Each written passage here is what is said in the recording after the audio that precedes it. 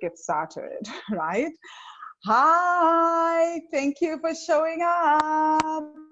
How do I make myself the main presenter? Oh, there we go. Hi guys, if you're just showing up, please mute yourself. Hi, Babalwa. Nice to see you. Guys, just remember to mute yourself. Sorry, I'm always going through this whole mute yourself at every masterclass. You think that I would know everything by now. Okay, so let's get started. Just a little note. This is going to have PowerPoint presentation. Not that you're going to see any of this or even me during the class. So it's going to be a PowerPoint presentation, and let's just get that started, right? So I'm going to please mute yourself. If you find yourself talking, make sure that your little mic is muted. Hi, Helen. You say you're here from Cape Town. Hi, Katlego. Yeah, so you guys can chat in the chat box. I'm going to ask questions during the class, and what's going to happen is every so often I'll stop my screen share and then come right back and check the comments, right? Actually, yeah, why am I not thinking of that? Oh, man, never mind. I thought I was going to go get my cell phone and then do the checking. Hi, Jackie. So I was going to look at your comments via my cell, which would have been the smartest thing to do, but never mind. It's in my bedroom. It will take a while. Let's not distract whatever's going on here. Yeah, start now. Sorry, I'm gonna start the screen share.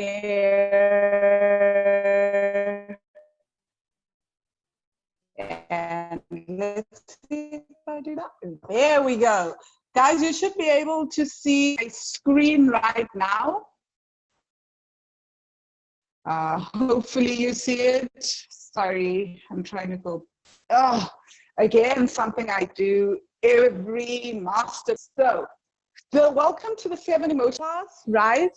Let me know in the chat box if you can't see anything, if you can't hear anything. I'm going to stop the screen share just to double check if anyone is having problems seeing the screen, seeing the PowerPoint presentation, right? So just bear with me.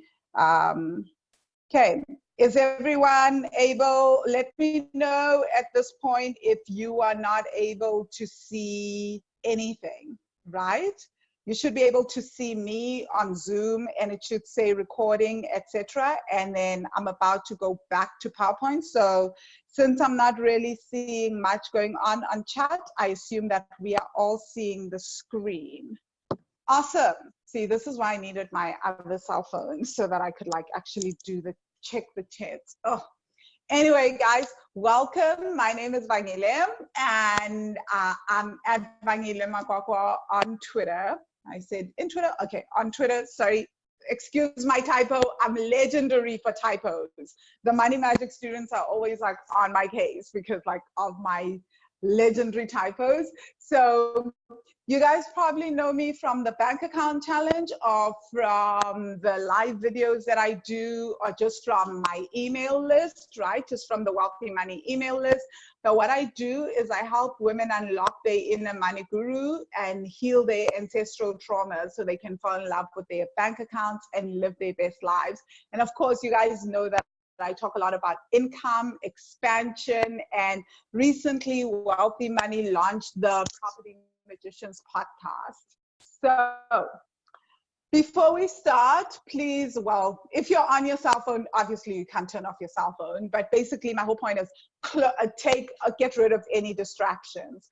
I talk a lot and I sometimes talk very fast. When I get very excited, I don't pause much. So you guys are just gonna have to write, make notes, and just keep up because when I do this money work, one of my friends says I get so passionate, he literally has to ask me to just take a breather at times because it excites me. I love this work around trauma and money and understanding what is going on. Sorry. uh, I wanted to actually like silence this. Wow. Okay. Let me, yeah. So you guys don't get to hear any of that. Okay, so tell me in the chat, on a scale of 1 to 10, how would you rate your finances, right? And again, please mute yourself. I can hear someone in the background. Please make sure that you have muted yourself. Make sure that your mic, the little mic sticker is off, because I can hear you. That means that we can all hear you, right? So I asked everyone what their financial challenge was, and I received your emails about your challenges. So I'm gonna just dive in and answer some questions. Guys, I can hear someone in the background. Please mute yourself. Okay, so the first challenge was from the first one of the emails. Sorry, I know I received like quite a lot of emails from people, right? So if I haven't, I'm only taking certain emails. I'm only highlighting certain emails because they may not cover this in the class. But if I feel like I'm going to cover your question in the class, you won't see it here. It doesn't mean that I'm going to totally ignore your question. It just means that I already feel like it is part of the class. Again, please mute yourself. I can hear someone in the background. So Deborah says, I can't budget properly. I'm always cashless by mid-month. I fail to carry out projects. I have loans, no extra income to support that. I try small businesses, but I don't know where the money goes. Okay, so sorry, don't mind me. I'm just about to mute. I'm about to mute everyone again. Mute. Okay. So guys, make sure that you are muted. Okay. So about this, right? It's right as to why we're always cashless by mid-month. A lot of that has nothing to do with the budget. So I'm willing to bet that you are actually budgeting properly. You're doing the correct things. A budget is not that complicated. Hey guys, we all know what a budget is like. It's income less expenses and then everything else, right? Or so we've been taught. Or if you're doing the more a different type of budget, it's income less savings, which is pay yourself first type of budget, less savings and investments, and then your expenses. But the whole gist of a budget is really easy for all of us. We're very mature, grown up. We've been taught budgets just through osmosis, right?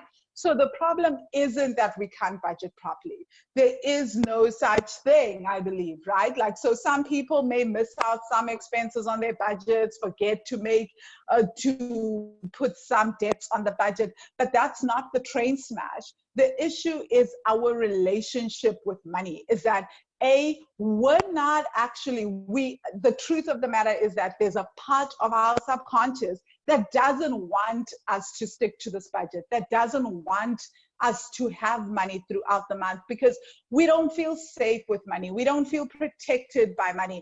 We have stories around money. Worse than stories, we have trauma around money.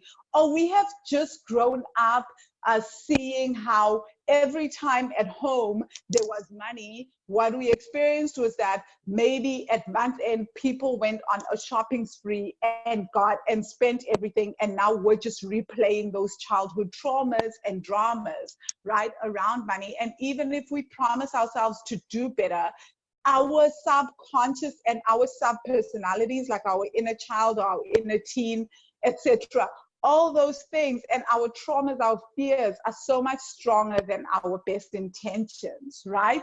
And it would also explain why when you say, I try small businesses, but I don't know where the money goes. It's that whole thing that there's a part of you that doesn't feel comfortable with money and wants to get rid of money, right? And just doesn't want to deal with money. So it's about getting to the point of feeling safe again with money.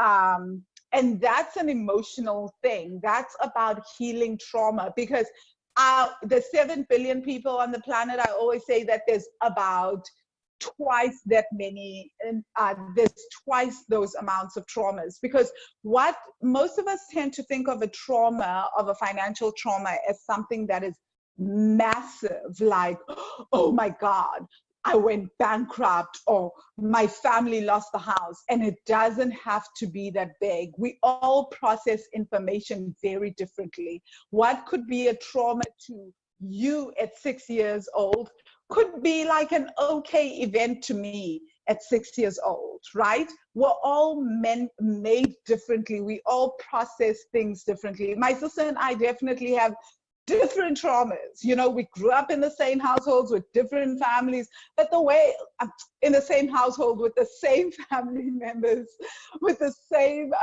mom, all that, but the way that we process things completely different, right?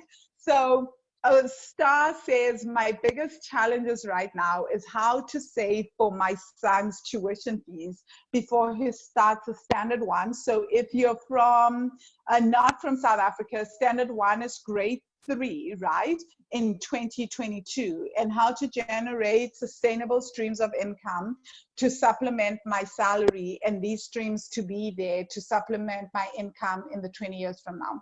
Okay, so Star, I think your thing is literally, like you said, your main issue is just creating extra streams of income and sustainable streams of income. So that will mean like literally understanding what is your financial vision, and then aligning your financial vision to your streams of income. Also understanding how much free time do you have, what makes you come to life. Is property your thing? Is stock investing your thing? Or is starting a whole new business or side hustle your thing? I really can't say, right? Because I don't know enough about your story or your money story. So it's more about understanding your, being self-aware, understanding your personality type, and what is the stream of income that will work for you. Okay, so that's a very practical thing, Star. So Sipati, you say, whatever I do to increase my finances, it does not last. I start a few months or years down the line, it crashes. Businesses I start have potential, but I lack also that drive to come out. I am a behind the scene person. Okay, so Sipati, there's this really, really crazy misconception that most of us have, that to start a very successful business, you have to be an in front of the scene kind of person. Not at all, right? And I know that's not the problem that you have, because you say you lack the drive to come out. So it may be that you have a vow of invisibility, right? So there's a fear of being seen. So I'll talk a little about vows of invisibility around increasing income later. And a vow of invisibility has absolutely nothing with being seen and being in front of people. Like, I operate with a huge vow of invisibility. I have no problems. I don't get stage fright. I have no problems with like 10,000 eyes on me. I speak at large events, right? I don't have stage fright. I don't have issues. I don't freeze up in conversations, in group conversations. I'm not scared of being publicly seen, but a vow of invisibility is way more than that. And I will explain what I mean by that, right? We can be super public and still have a big vow of invisibility, right? And this is huge because it's something that I have to constantly work with and deal with and go layer after layer, like really digging through it. It's got nothing to do with charisma and being in front of people. So we'll talk about that later. And then Pumza, you say investing is my biggest challenge as I save the money and still use it. Okay, Pumza, also, this is answered in the masterclass, so that you can basically start to understand what is it that's driving you to start to use the money that you save, because it's not a problem of saving, right? So G, I'm calling her G, and she said, my biggest financial challenge is that I have a big debt amounting to 300,000 pula, which we took to grow our business. Now I feel stuck because I can't do anything else as the business is run by my husband. I'm also failing to manage the net I remain with. Okay, so I feel like this is so intermingled with also your relationship with your husband, right? So there's a lot that we don't get taught at school, and a lot of that is how do you have discussions around money with the people that you love, be it your family, your mom, your dad, your sister, your husband, right? And most people actually don't know how to do that. And that's because until we have healed our own triggers around money, we won't be able to go and have conversations around money with other people without getting triggered, right? So, and I see this often even in business. Like, I'll have clients who are unable, they're running incredible businesses, but they're unable to talk about money or invoicing with their clients, right? That's because they haven't healed their money story. So how do you find the boundaries or the language around something that is triggering you and getting you into such an emotional state, right? And it's not that intense. So as soon as you start to heal your triggers, then you can go back and literally sit down with your husband and start having this conversation around money, right? So Tippy, so you say my biggest challenge by far is that I am working on myself and making better financial decisions, but my pullback is that I don't have limits towards helping family. I draw my budget, and all through the month I have to continually send money from home, send money home to help my parents. Okay, so Tippy, so this is a boundaries issue. And a lot of it is also around our family dynamics. So often what is happening is that we feel like we either owe our parents, right? Or B, that we have to prove ourselves to our parents. And it's the same thing as with the husband. We show up in the same way in every relationship around money, believe it or not, just the faces change. But if you start to look at it, you'll start to see that we're the same with our family as we are with our friends around money, as we are with our significant others. So right now, it's literally about having a new conversation with your family around money, right? So it's either like showing them your 5-year vision, telling them where you want to go and where you are. And sometimes at home, they really do need the extra support. So what I suggest to students is there's 2 options, right? The first option is to say, well, I can actually I can actually put them on my budget, right? Have a line expense that says home and have a set amount of money that you send to your parents every month, right?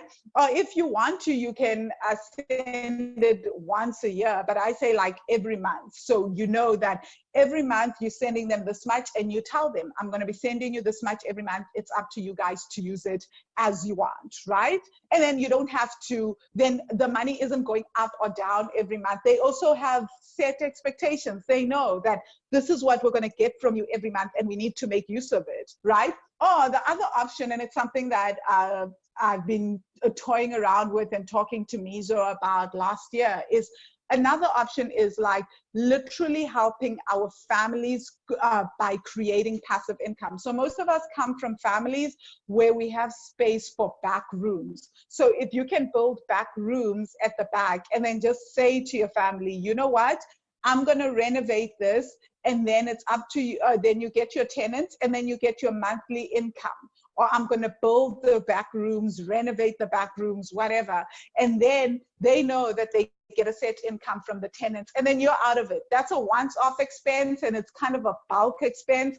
But for most people, I know that they would prefer to do that because it's like, whoa, I do it. And of course, your family gets excited, so you get that validation as well, which I don't always recommend that you go seeking the family validation.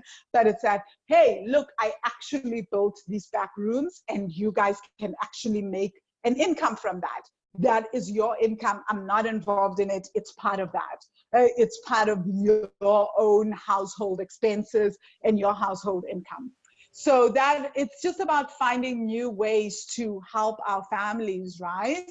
So I want to start off by saying that financial freedom is really three-pronged, right? It's focusing on income. It's about decreasing our spending and expenses so that we have more money to save and invest. And then it's also about creating passive income, right? And understanding that not all investments are created equal. And also beyond that, that not every investment is going to work for you because it doesn't really work with your personality type or what you're about, right? So really understanding what investments work for you. And that requires research, etc. So before I even start, I did mention that I'm going to be opening up the Money Magic course for registration. So that's where we deal with all those three-pronged areas of financial freedom.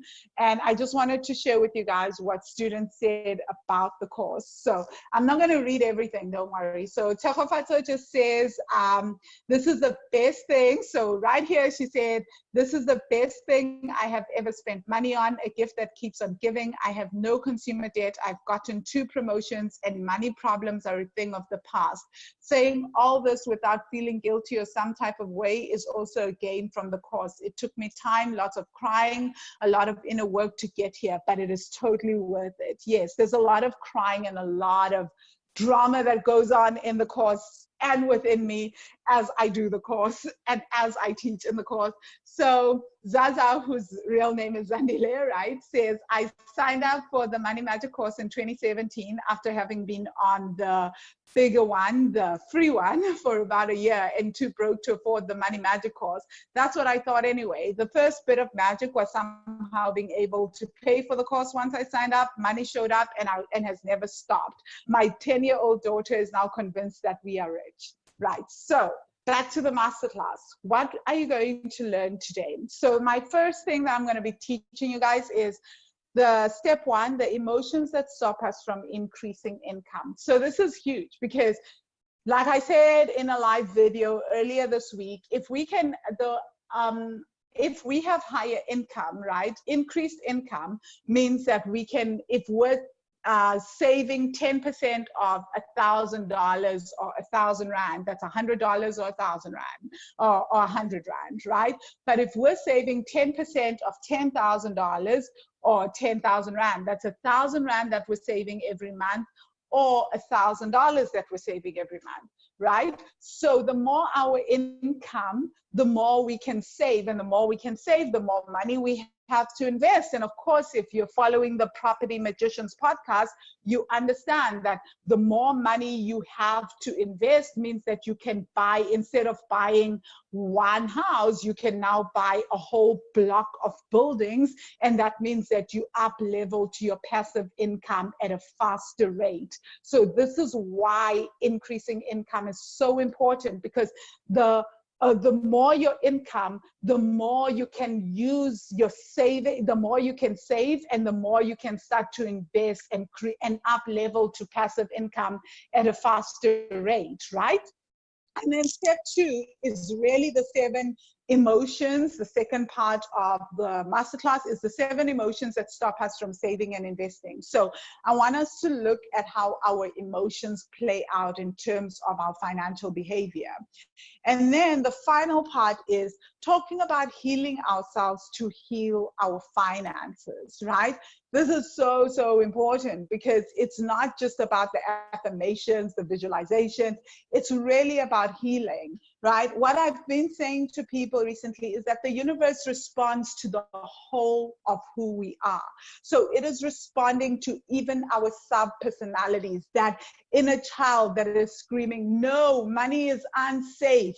The universe is responding to that frequency. It's also responding to the, oh, I feel grateful. And at some point, the inner child is screaming louder, or our inner teen is screaming louder than the grown-up version of us that's saying, I am grateful for my life, or obviously I feel safe with making more money, or I want this income goal. If that child is screaming literally and going, I don't feel safe because every time there was money in the house, there were fights, then the universe is also going to respond to that. We can't just choose what frequency is being responded to.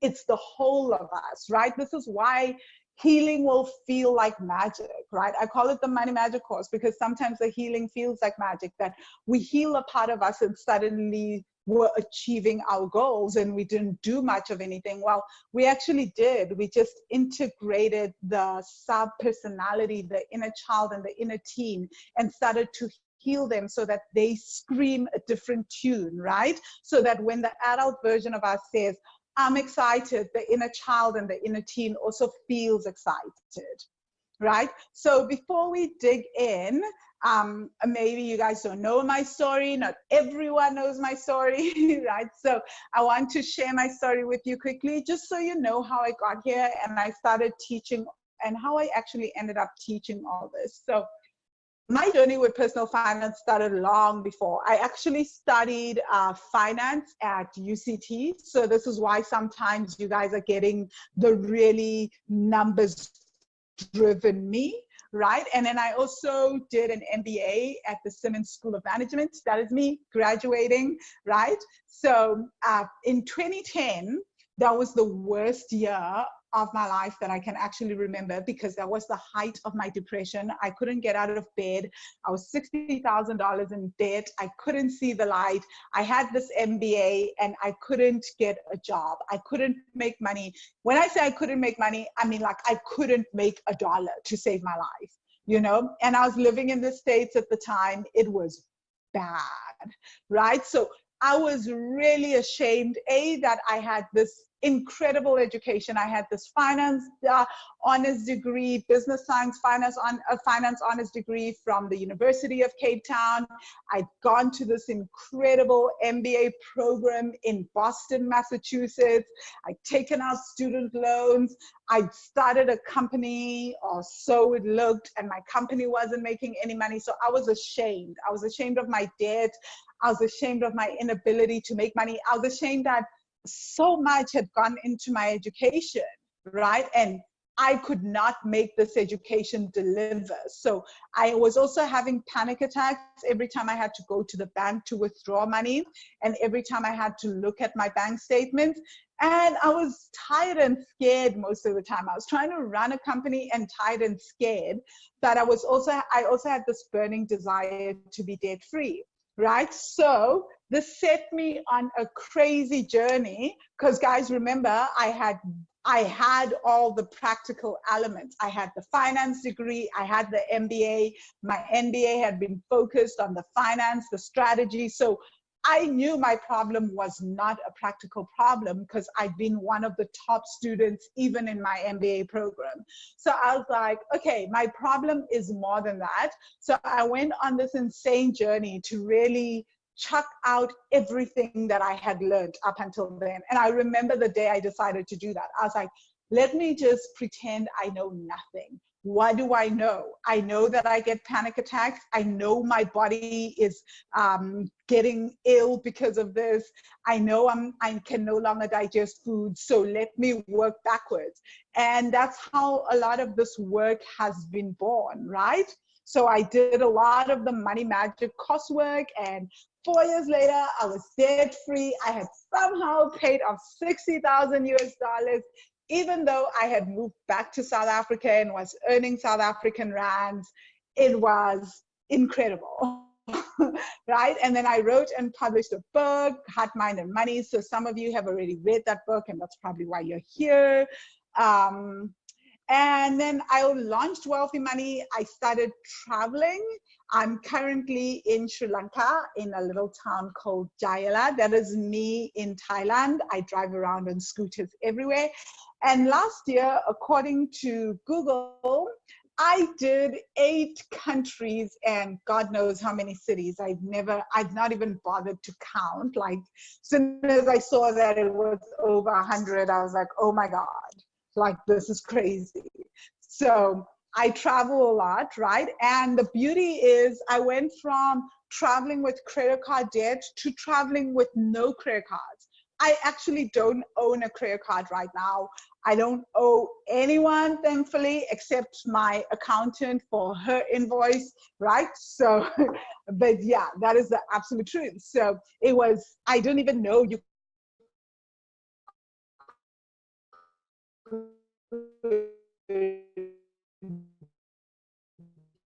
live without debt. I'd seen my parents do it, but I didn't know I could do it because Wealthy Money also does retreats. So on top of the traveling, I also started retreats where I bring women from different parts of the world to different countries, the countries I love and live in, to come check them out and do the money work day and night, because there's something amazing that happens when we do this work collectively. So in April 2018, we had the first retreat in Thailand. And in April 2019, we had 2 retreats, and the first retreat got fully booked and I needed to have a second retreat. 2019, we did a retreat in Thailand and we absolutely revamped that and added 5-hour daily massages during the retreats. So it's actually been really, really good. And 2020, the retreats are Vietnam, Sri Lanka, and Goa. Okay, I also got a yoga teaching certificate when I was living in Goa, India. A huge part of that is because I understood that there was a link between money and our physical body. So a lot of the work that I do actually doesn't just take into account the mindset, or emotions. It's really about the mind, the emotions, and the body, because everything is interconnected, right? So one of the students recently said the Creating Money Magic course is the one-stop shop healing program we all need. I've done so many forms of healing, workshops, treatments, meditations, processes since I was 19. This course goes deep and wide and touches all aspects of our lives in one space. Okay, so I want you guys, as you're doing this and listening to the masterclass, to just imagine what your life would look like if you really committed to doing money work for 6 months every single day. And I know it seems impossible. Guys, someone please mute yourself. Someone just arrived in the class and they are unmuted. Please mute yourself. I'm not sure why you're unmuted, right? So I want you guys to imagine what your life would look like then. Okay, so where do we start? Before we start, let me just make sure that I mute. Oh, okay. And let's go back. Okay, so step 1, the emotions that stop us from increasing income. Okay, so we never really think of increased income as even a direct, like our fear of increased income or more money, as a direct reaction to our childhood or teen selves, right? So we talk about this in the Money Magic course in lesson, well, we don't talk about this. We have like 10 meditations on this, like probably more than 10, probably like 15 or something. The Money Magic course has almost 45 meditations. So yeah, a lot of them are dedicated to understanding our childhood trauma around income. But so let me explain what's going on when we find ourselves stuck at a particular income level, right? Most times there's a part of us that doesn't feel safe going beyond the set income level, right? And there are many reasons for this. So the first one, which I spoke about, is the vows of invisibility, right? And I did say at the beginning that I was going to expand on vows of invisibility. So a vow of invisibility is literally a vow not to shine, right? Not to shine. And sometimes we have a vow of invisibility not to shine more than another person. So let me give you an example. Say that you have an older sister or an older sibling that you adore, right? You absolutely adore them, you look up to them, but somehow you always find yourself copying them, mirroring them, because you don't want to basically outshine the sibling, right? That if I go and I start like really showing my brilliance, then my sibling may feel some type of way, right? And if they feel some type of way, I may lose their love, right? Or I may lose their protection, or they may feel jealous or be mean or whatever. So then we don't shine beyond them. And the crazy thing is that we often have this for whole sets of families that, well, my mother, and I shared this in a live video, in the live videos this past week, how my vow of invisibility is around my mother. And for most women, we have a mother wound, and the mother wound is tied into our vow of invisibility. We don't want to achieve more than our mothers. We don't want to outshine our mothers, because what happens to that relationship dynamic if we suddenly outshine our mothers? Our mothers are the ones that are supposed to protect us, right? They're the ones that are supposed to tell us about the world. What happens when we are suddenly the ones showing our mothers the world, telling them about the world? You can see how it changes the dynamics. And most of us have actually seen this, even if I saw it with my own mother, with her mother, right? As soon as my grandmother didn't have a high level of education, but somehow she was teaching adult education. She wasn't that well educated, but she was more educated than some of her peers. And then she was also an entrepreneur. She bought her own car at a very early age. Yeah, she drove in the 60s and everything. But then my mom became a nurse, right? And then from being a nurse, she started managing hospitals and started getting all these promotions. So suddenly my grandmother, who was the one that would be providing for her kids, sees her kids outshining her, right? It's like, and then the power dynamic started to change. Suddenly my mother is the breadwinner, my uncle is the breadwinner, and then they start to have some kind of way of dictating to my grandmother. They weren't mean to her, right?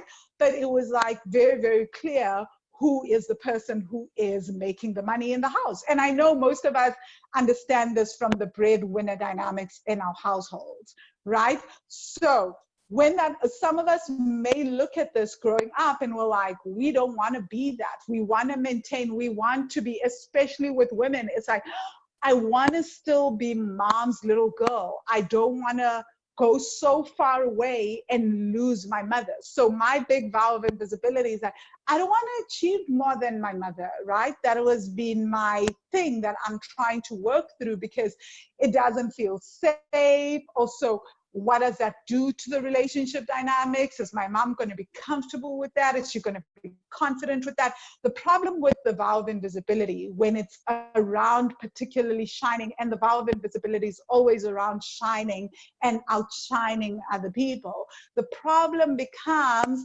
that we will only allow ourselves to expand or make as much money as the person that we are trying not to outshine. So again, I'm going to repeat that. If we have a vow of invisibility, and often most of us do, we come from collective communities, right? So we don't want to lose the love of our friends, that if I suddenly outshine my friends, I will lose my friends. If I make way more money than my friends, I love my friends, I'll lose my friends, or I'll lose my community. And we see this play out, right? We'll say to someone, well, since you made money, you've never been the same, you've changed. That's part of, and for most people, they don't want to hear that. They want to still be able to be like, I'm still the same person, we can still kick it. But the truth is, you have changed. right? So, because now you're starting to shine, you're starting to get certain things, you can afford certain things, all that.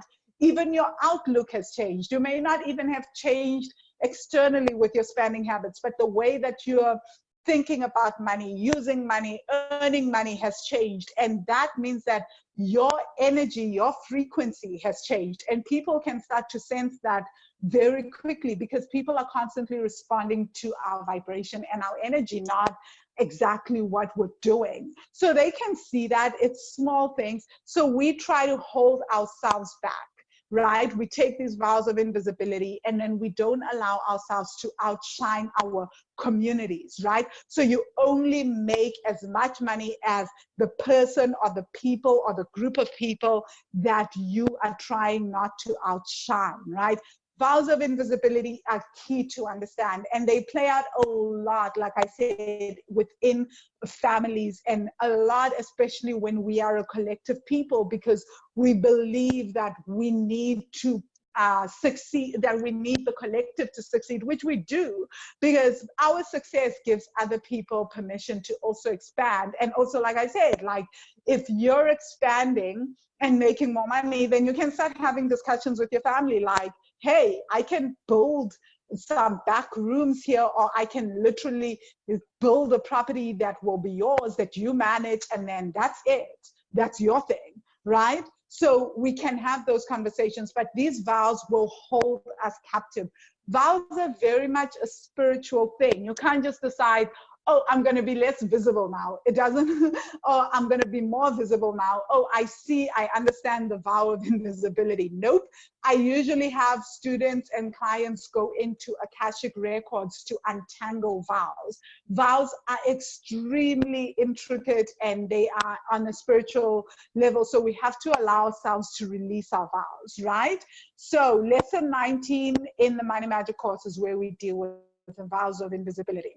The second thing that stops us from making the money that we want to make and not being able to expand financially is another key vow when it comes to income. And this is a vow of service, right? So vows of service, oh my gosh, like where do I even start? Like I mentioned this the last time in the bank account challenge, and people were like, oh my God, that is me, that is me. So a vow of service is a vow that you will make. How do I explain this? Sorry. And the vow service is only explained in the Money Magic course. So you guys can literally Google it and it's not there. So I'm always battling how to explain this. Oh yeah. So the vow of service is a vow that we make to literally not, to work hard for money, but not work hard and not earn a lot of money. It will sound messed up, and I'm going to explain why we make this vow, right? So a vow of service is a vow that we make as kids in the spiritual realm. And the first thing I have to say is that vows are unconscious things, right? It's not like your 2-year-old self is looking at your parents and going, oh my God, I never want to outshine my mom, because even though I can see that I'm smarter than mom in some ways, I don't want to outshine her. It's just such an unconscious thing that we do, right? And we all do it. It's not like, it's not a train smash, except that it just keeps us at a particular financial point or relationship point or whatever point that we've made vows around.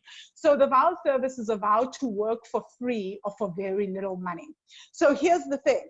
Most healers, most spiritual light workers, most people in the nonprofit world have this vow of service. It's a vow that you look around you and you go, oh my God, I love humanity so much. I just want to serve humanity, but I don't want to get paid for it because money is the root of all evil, or maybe money will distract me from the service. So I take this vow of service in a way to help humanity, which is great. And you'll see these people, they love, like a lot of spiritual healers, light workers, people in the nonprofit space will work like crazy. Artists are also being of service, right? Writers, painters, being of service, you're making the world a better place. But because of this vow, you can't allow yourself to earn money. It's like there is a vow will cause an energetic block. So there is that part of you that has made this vow. And every time money comes, it's screaming, no, I want to do this for free. You know, I want to do this for free. I love this so much. Money will distract from the service. So it's about healing that part of us. And sometimes the vows of service come from past lives. And I should actually say most times, because often when I have done the vow of service with people at retreats, for some reason, I always end up doing this vow and working through it at the retreats, all my different retreats. It has often triggered past life memories. Even for people that have never had past life memories, are like gung-ho, deeply like, or thought that they were deeply Christian, they don't believe in reincarnation, and then they see this and they're like, oh my God, how do you even make sense of this? Because vows are not something that are made in this lifetime and then just end with this lifetime. A vow, unless you say like a marriage vow, till death do us apart, till death do us part, it can continue for lifetimes, right? So in lesson 18 of the Money Magic course, we really deal with the vow of service, and also in the income challenge, because the vow of service, as you can imagine, is a hectic thing when it comes to increasing income, because it will keep you at a particular level and you'll be working so hard because you want to serve, and eventually get exhausted because you're not getting paid for your work. So you'll find a lot of healers, a lot of light workers, just a lot of non-profit people just extremely burnt out and exhausted. They're serving, but they don't have enough money to replenish themselves. So eventually the very thing that you're trying to, like this whole service towards humanity, becomes a burden and a punishment and breeds resentment. It doesn't make you happy. Let me know if that resonates, because that vow often resonates with people, right? So let's jump into the 7 emotions that stop us from saving and investing, right? So the first emotion I want to talk about is anxiety. Well, we all know what it feels like to feel anxious around money, right? So anxiety often leads us into a state of fight or flight, right?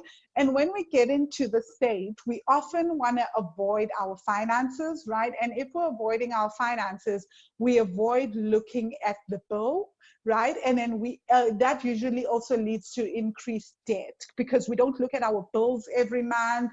We're just in avoidance mode, like your creditors call and you don't answer the phone because you're in avoidance mode.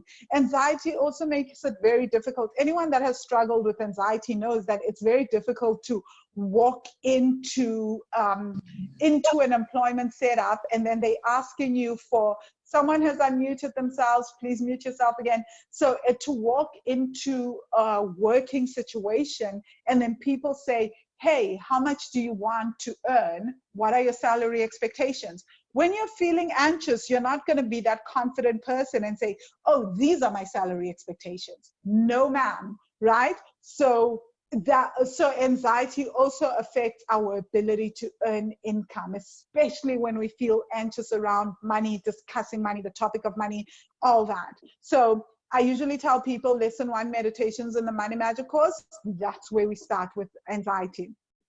The second one is guilt. Now, guilt for the longest while in my life was my predominant emotion around money. As soon as I healed anxiety, guilt was the thing that completely crippled me. Often, and this is something I should probably put on the PowerPoint next time, is often we feel guilty around money when we are also breaking a vow around money. So this is really, really important. We feel guilty about money often when we're also breaking our vows around money, because guilt by its very nature is an emotion that we feel when we feel that we have done something wrong.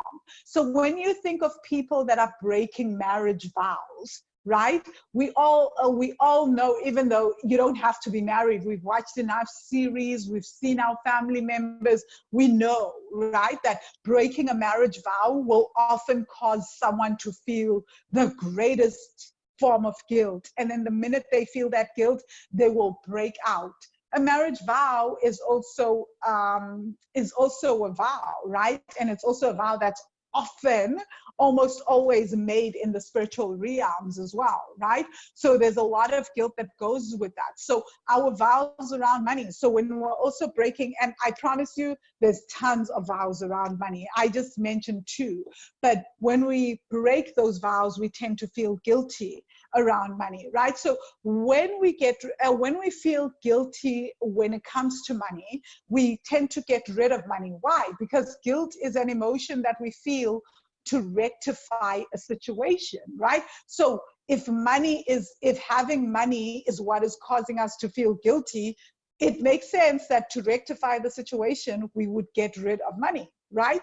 And also, if having money or making money is what makes us feel guilty, then it would make sense that when people are asking us for our salary expectations, or or asking us for our prices, if we're entrepreneurs, the prices of our services and products, then we will undercharge for those services and products, right?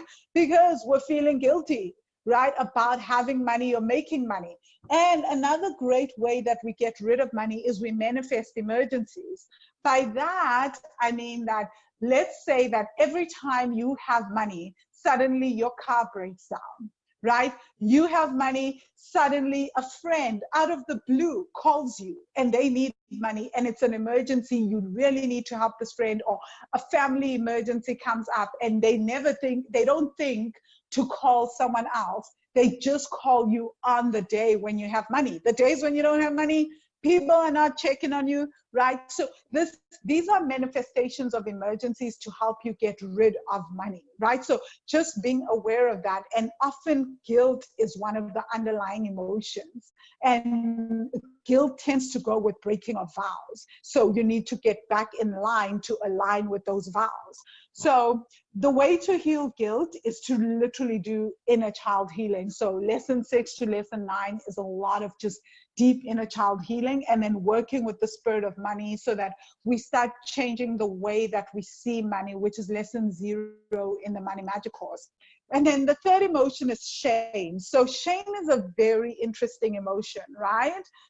It's actually one of my favorite emotions to explore after guilt, because I mean, guilt has been a lifetime for me. Like, I've been one of those people that lived with guilt around money. If you go on the Money Magic blog, on the Wealthy Money blog, that's all that you're going to find. Not all, but you'll find at least, out of 200 articles, at least I think on there 15 talk about guilt and my issues around guilt, right? So shame by its very nature, when we feel ashamed of something, we don't want ourselves to be seen, right?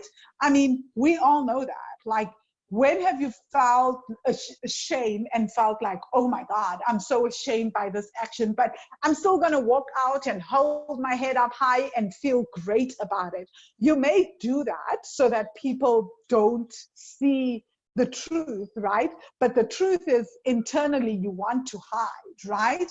And then shame always makes us think of other people, because it's, what will other people say? Abantu bazothini, batho batlo wait, like, it's all about that. So shame makes us feel so much about what other people will say. So, oh God, okay, my sister. She's sending a WhatsApp. So shame also makes us procrastinate. Oh, okay, sorry. Shame, my family is like deciding to send messages now. Okay, so shame also makes us procrastinate, because when we feel ashamed around money, we want to hide when it comes to money. So obviously we're not jumping on the bandwagon to sort out our financial issues. So shame makes us procrastinate. And then to heal shame, again, same as guilt, because guilt and shame kind of go hand in hand in some weird way I feel, in the healing space. So we work with the inner child, but we do lesson 1 meditations to really feel into the body. So the lesson 1 meditations really work with the body, right? So blame is the 4th emotion. When we feel blame, when we blame people around our finances, so how do you know you're operating from a state of blame? So you know you're operating from a state of shame whenever you look at money and you think of managing your finances and everything, and then you want to hide, you want to run away from that, you can't imagine it, and you'll feel what shame feels like in the body, right? But blame turns us into victims. You'll notice that you operate from a state of blame when it comes to money, because what you're often doing is you're blaming other people. And you'll think of, well, if people had given me a better education, or maybe if they had given me as much as they gave my older sister or my younger sister, maybe if I had been so well taken care of as that cousin, or if I had different parents, maybe I would be in a better financial situation. That is blame, right? So blame is never taking responsibility. It makes us unable to take responsibility. And the danger with blame and operating from the space when it comes to money, right, is that it puts us straight into victim mode, right? And that means that it takes away our power, and it makes us feel like we are not good enough. So automatically, when you're approaching your finances, you're already in victim mode because you're blaming other people, and you're not giving yourself enough credit. So that means that that's when we start having thoughts like, I'm not good with money. I'm not a great money manager. I'm not good with numbers. I don't understand investments, right? So we basically knock ourselves down. I don't know if there's a better way to put it, but it's basically, we don't see our own power and our own awesomeness when it comes to money, right? And so then we start to seek outside validation. Whenever our friends need money, we give too much. We don't say, oh my God, I don't have, or oh my God, I actually am using this money for myself. Because we're in victim mode, so we need to get our power, our sense of power from somewhere else. And we tend to get it from external sources. That's when we overgive to our families, right? We overgive to our parents. We overgive to friends. We pretend like we have money that we don't, right? So to heal this, again, it's about inner child healing, lesson 6 to lesson 9. But we also have to start healing our money shadow, which is another sub-personality. And that is the victim shadow, going into the psyche and healing our victim shadow. And that's in lesson 3 of the Money Magic course. And we need to do a lot of work around our not good enough issues, right? So that's lesson 19 of the course. This is where I'm at. I don't operate a lot from blame anymore. But because I did for such a long time, the victim shadow is my core money shadow. With the healing process, I'm able to instantly see it within like literally a few minutes. I'm like, oh, okay, now the victim money shadow has completely hijacked me. I am in victim mode. I need to allow the victim to come out and play, and then we can heal. Right? So I don't try to suppress it, because by the very nature of a money shadow, a shadow is something that we have suppressed so much that now it has managed to fight so hard that now it's starting to take over.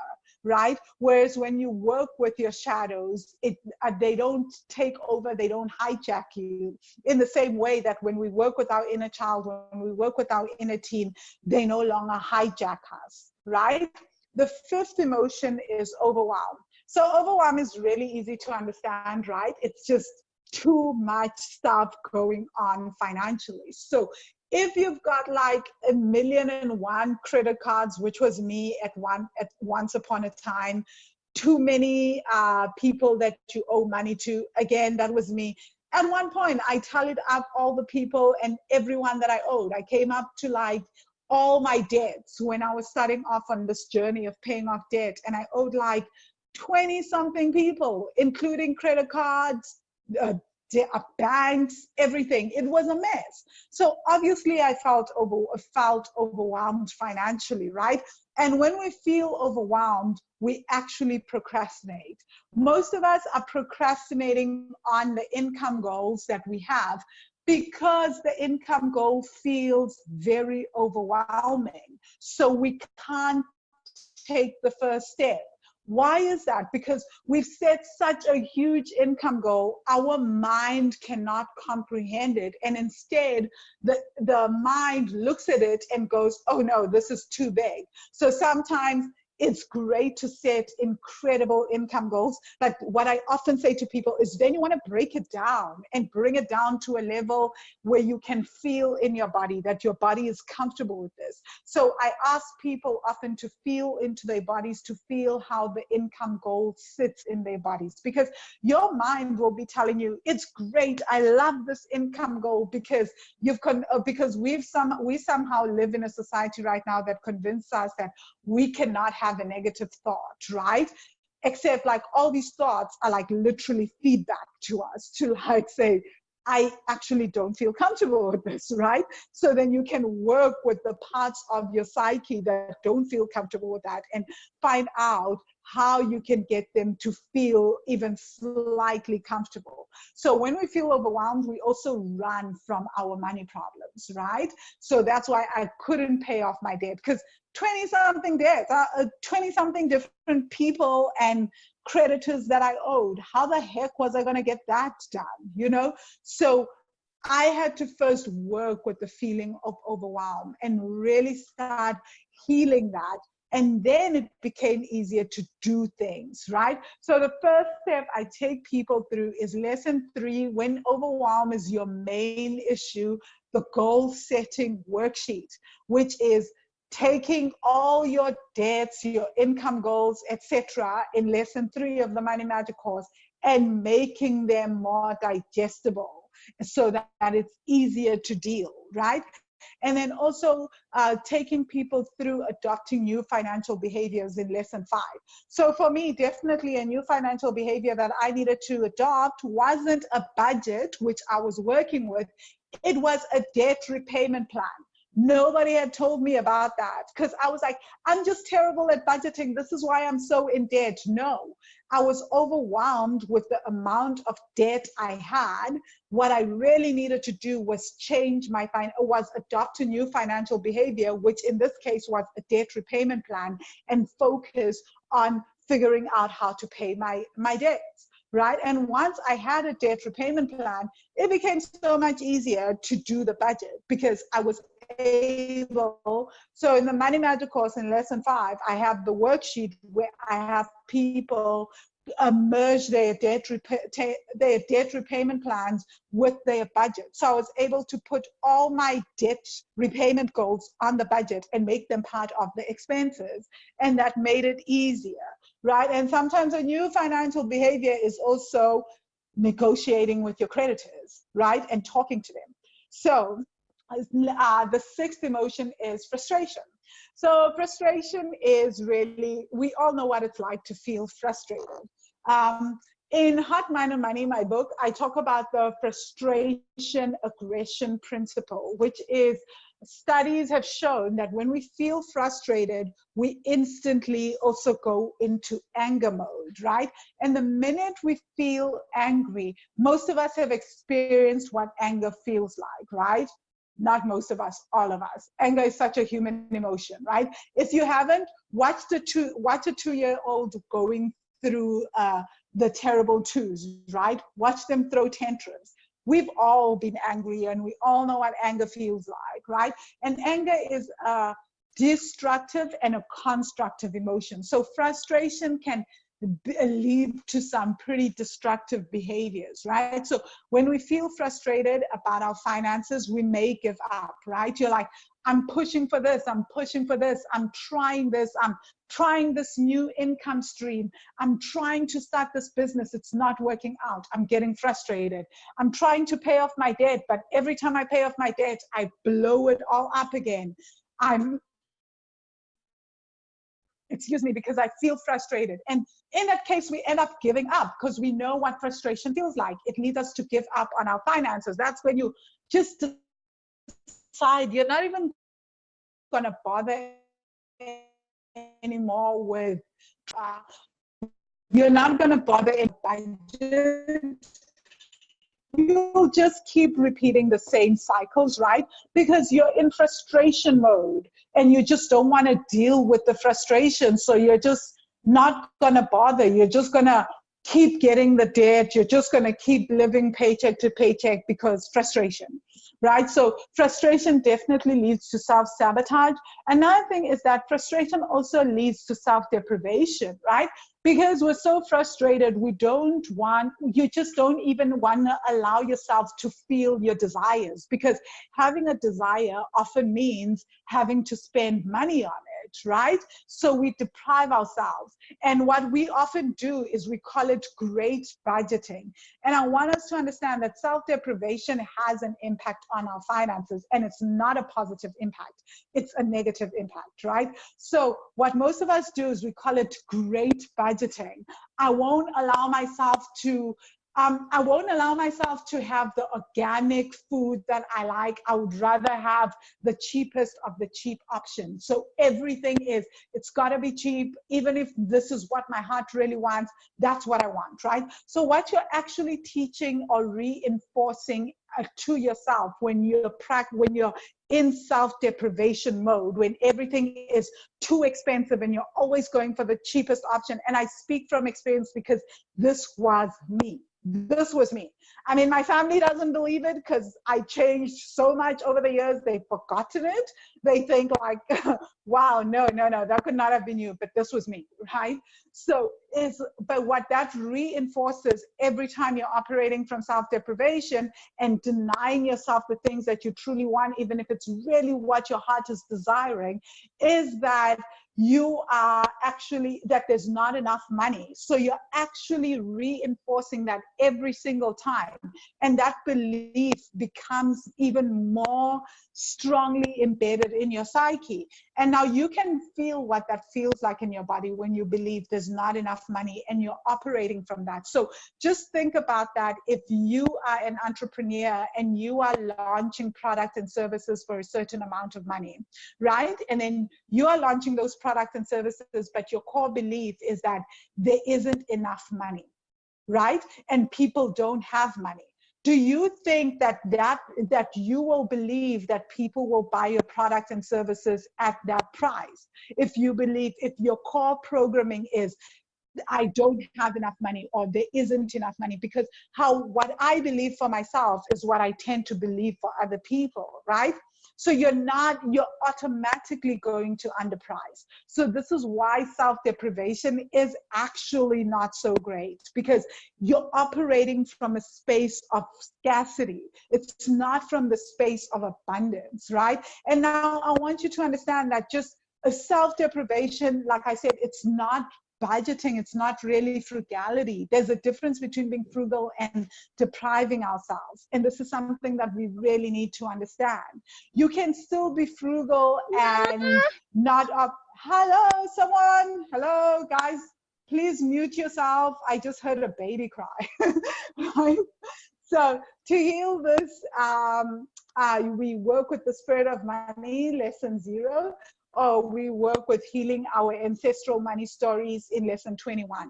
A lot of our beliefs of not enoughness do come from our ancestral stories, our family stories. We grew up seeing not enough in our family stories, right? And it feels very, very real. So we want to start healing that. So the 7th emotion is impatience.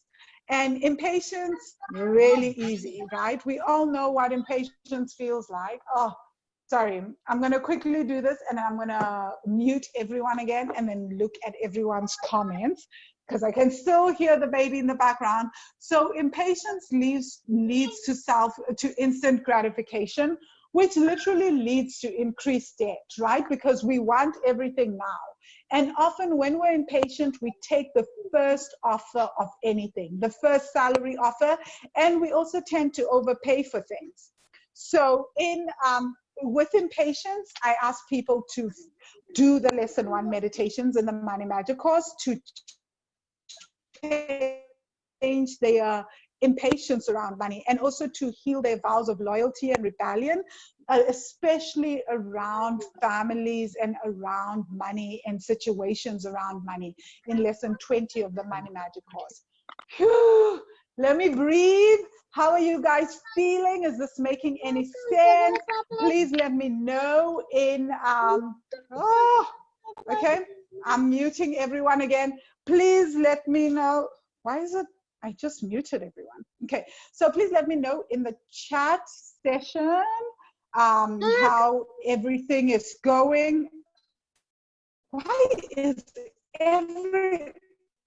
who is this person that keeps unmuting themselves? Guys, seriously, please mute yourselves, right? So let me know in the chat box how is everyone doing? I don't know who is the person who is unmuted. Okay, I'm deleting this person. I am literally removing you because you keep unmuting yourself. Sorry. So chat. What's everyone feeling? Okay, is any of this making sense? Okay, so the numbers are around on a scale of 1 to 10. 3, Malika, you say 3 out of 10. If 10 is ideal. Yes, 10 is ideal. So Jackie says, I sound like I'm in a tunnel. Sorry, Jackie, I'm not sure what that's about. Someone said 7, 6. And then you said, what? And then Malika, you said, what about non-salaried people like freelancers and self-employed in creative industries, no mid-month timeline? My money doesn't flow according to 9 to 5. Excellent. I will answer that, right? I actually just did a video. If you go after this masterclass, go check that out. You will see the video that I did, Malika, in the money, in the wealthy money group, in the public group. I shared like just a snippet of something, of a video of a class that I did in the Money Magic course, right? Cynthia said, I can't hear anything. I can see the screen, but no sound. I'm not sure, Cynthia, if you've sorted that out. Jackie, I don't know what the wow is about. So, Malaka, you say, I am here, outed vow of service. Not first time I've tackled this, but the vow is evidently deeper. Yeah, vows of service are a very interesting thing. We deal a lot with that in the Money Magic course. What are the cures for anxiety? Ooh, the cures for anxiety. The cure, I don't know if we could say cures, right? Great that it's in inverted commas, but the cures for anxiety are basically sitting with the anxiety, right? So, wow, this is so incredible and so me. So, Rifilwe, that's what you said. Hatima, you say that money vow hit home. And Kanya, you say fantastic so far, Van. Okay, so turn off your mic. Helen, you say it makes sense. Thank you. I understand so much more now. Okay, so makes sense. This class has revealed my money vows. Okay, great, Hatima. So let me go back to here, the class. But before we even, oh, sorry. Oh, okay. Ugh, okay. How do I even get back to where I was? Sorry, guys. This is just me, my usual in the master classes. You guys have, you've seen me on Facebook Live, so I'm sure you don't expect that my masterclasses would be, I would be absolutely phenomenal suddenly, right? So yeah, my tech issues and my masterclasses. So part 3 is healing ourselves to financial freedom. But can I just take a breather before I even talk about that, and then just talk about the freelancers and the people that have inconsistent income, right? Because this has come up. So when it comes to inconsistent income, you actually have to find a way to work with your income streams and your business models to make this a consistent, to create consistent income. So every entrepreneur literally has an inconsistent income. The entrepreneurs that are able to keep going are the ones that have figured out how to create a business model that will give them a consistent income every single month, right? So one of the examples that I was using in the video, which you guys won't see unless you're a Money Magic student, because it's part of the bigger video in the course, is that I was talking about a writer. So imagine a freelance writer. You need to figure out how much you need to make every month in terms of a salary and in terms of your business. So first steps first is to approach your freelance business as a business, right? Approach your business as a business. So in the same way that you have a budget for yourself, have a budget for your business, right? So have a budget for your business and have a budget for yourself, right? So that means that you need to figure out how much money does my business take every month in terms of advertising, in terms of a virtual assistant, in terms of graphic design, website hosting, whatever your business needs, right? And you may be an offline business, and that may mean that how much stock do I need every month, right? And then you need to figure all that out. And then how much salary do I need to pay myself, right? So that is super important. And then write that salary down. Do not undercharge yourself, right? And then calculate all your expenses for the business, including your salary.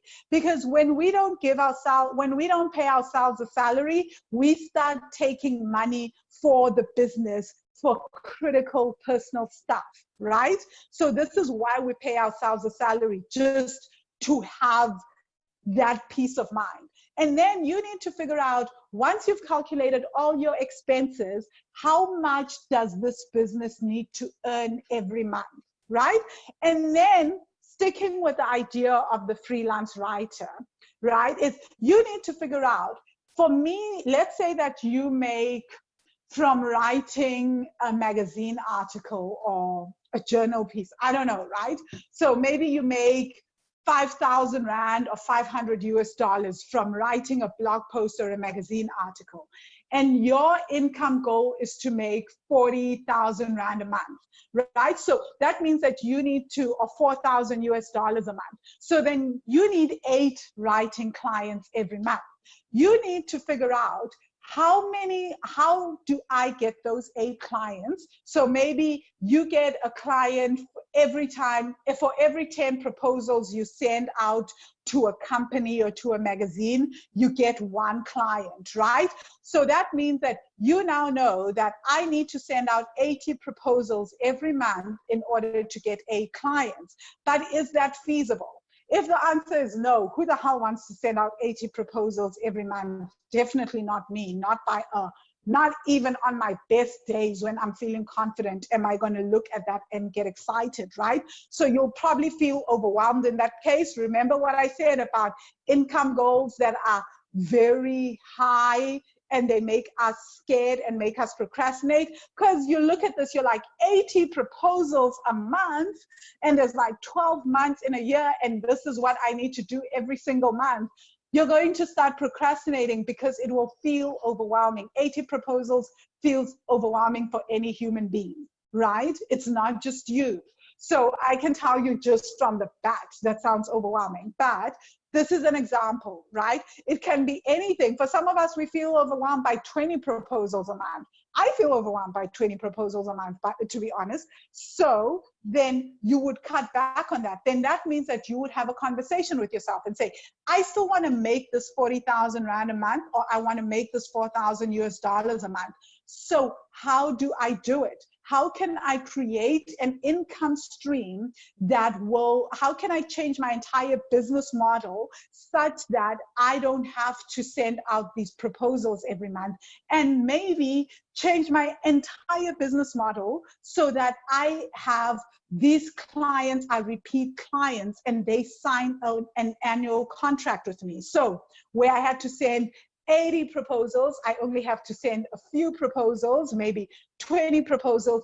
And when someone says yes, I can actually turn them into a monthly client, into a client, and have them sign a 1-year contract, right? It may be, oh, now I can maybe approach corporate magazines or and other magazines, and instead of them giving me a gig once in a while, I ask them to give me a 1-year contract.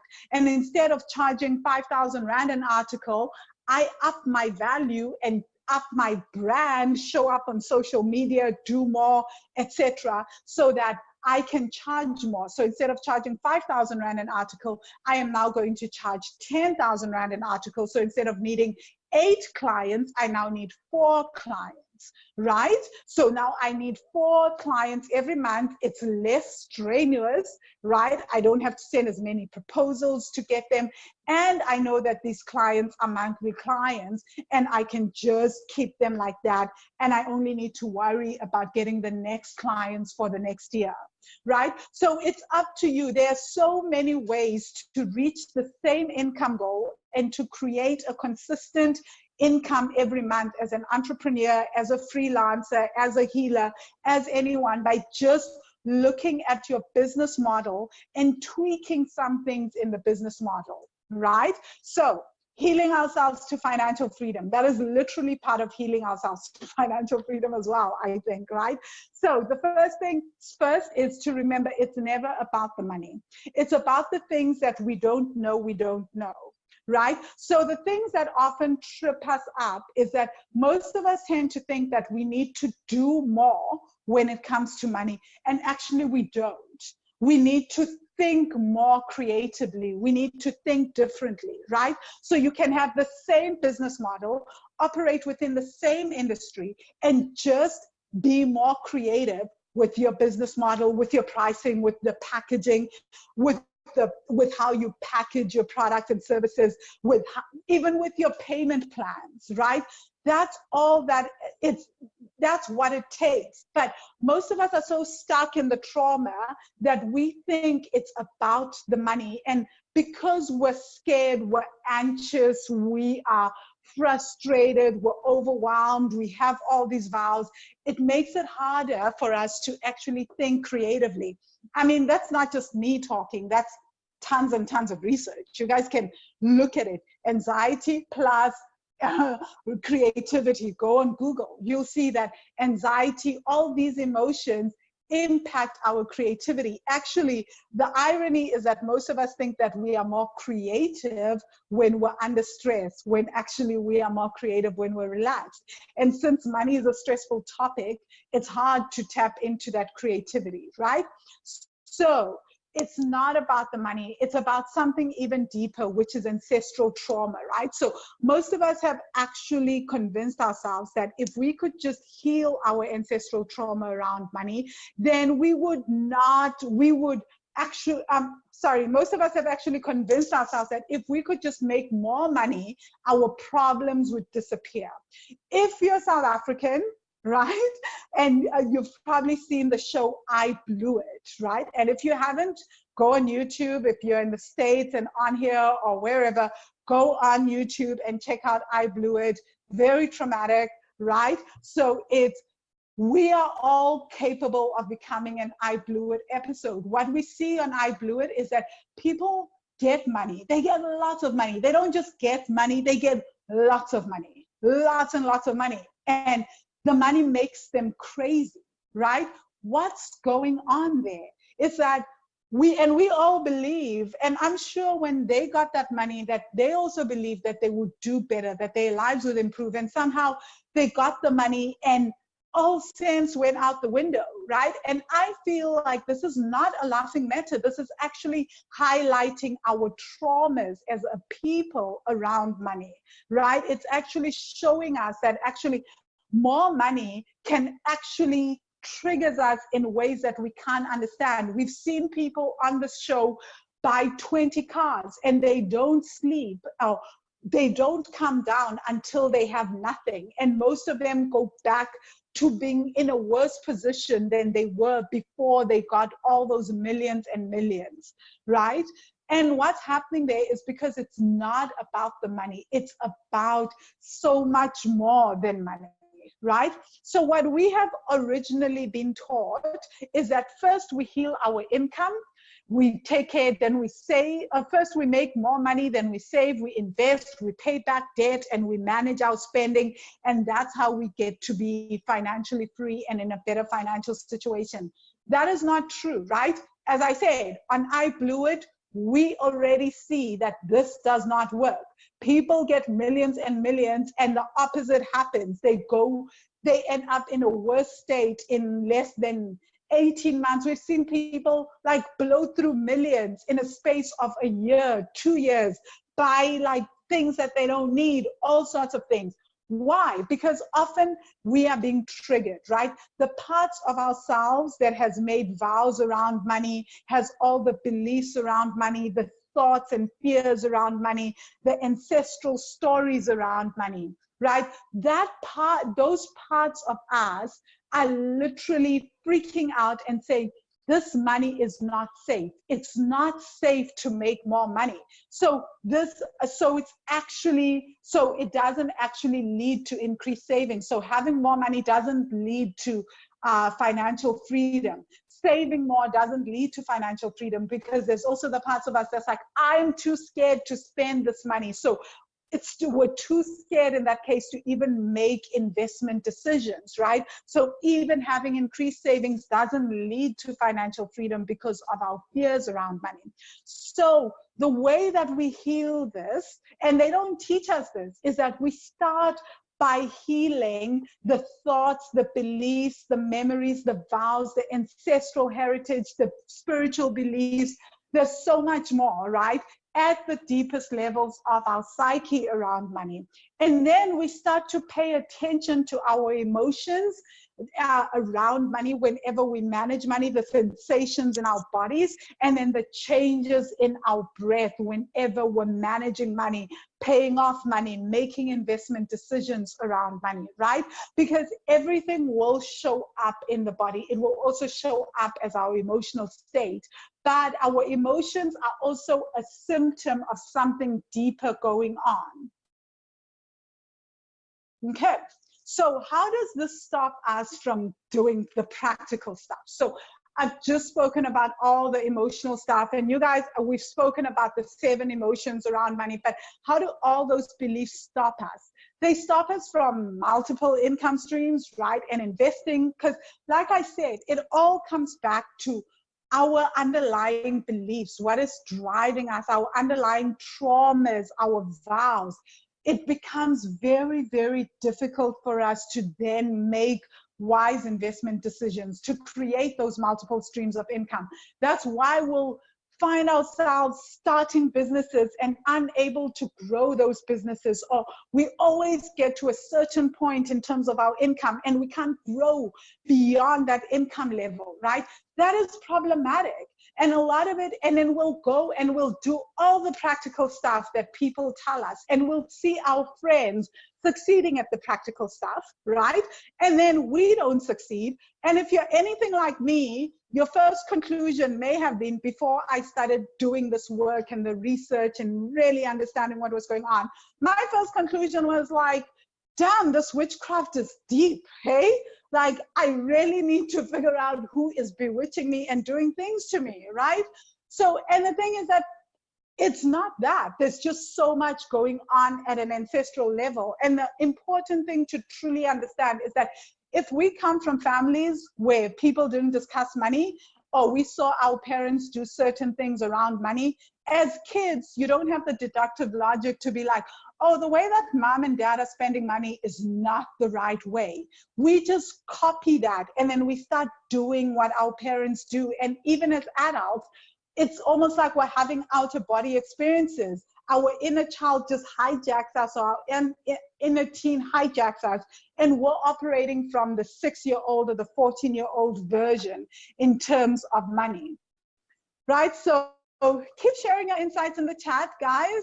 Whew, okay, just to recap, I always like, talk so much. I'm always like, I'm not gonna say that much. I'm just gonna be like this fast and quick person in these sessions.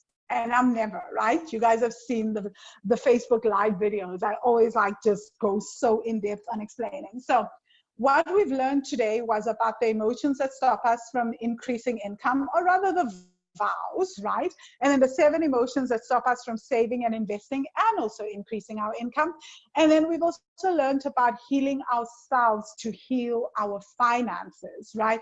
And why that's important, because a lot of our stuff isn't our stuff, right? And what I mean by that is a lot of stuff is just us learning from childhood in the same way that we learn to walk or crawl or dress or talk from the people around us. And those money beliefs just became part of our beliefs, right? And they just became part of who we are. So healing that means we start to give ourselves permission to expand and behave differently around money. So I'm guessing that you're here today because you've started to see how what you don't know has actually been affecting your finances, right? So probably you didn't know about the vows of invisibility or some things here, right? So even me, who knows about these things, I've been sharing the last week on Facebook, like how I had no clue that I had an issue with achieving more than my mother, right? But as I've been doing the inner work, I'm like, oh my God, I will not allow myself to achieve more than my mother. Not only that, is like, it didn't feel safe, right?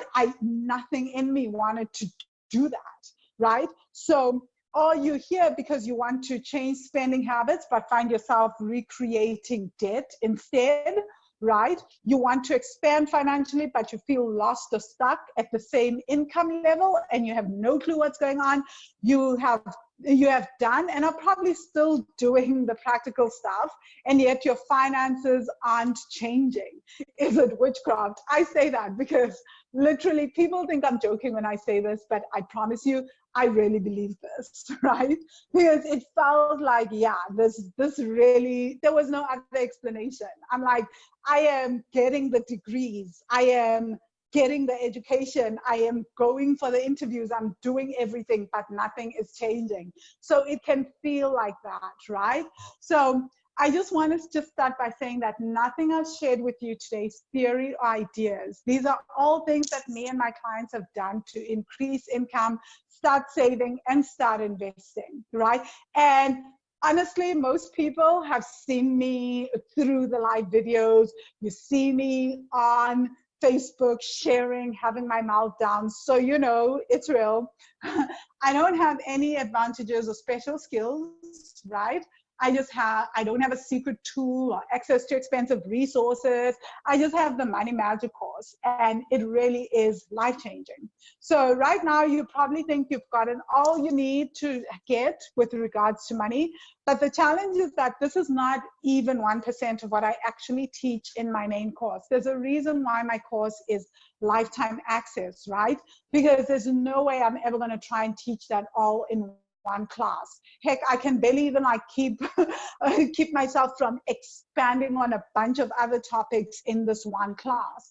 So if you could get so much benefit and insight from live videos on Facebook and just one masterclass, how much more shifts will you have from 100% of the work every day, right? And it really is a daily relationship, right?